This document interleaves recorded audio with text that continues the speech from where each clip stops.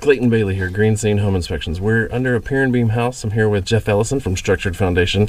We've got a door jamb that's right over here in this area, and it's got a 1 inch from one side of the door to the other. There's a 1 inch drop, and when we get down here, we notice that the dirt has been very wet before. Not right now, so we've had some plumbing issues.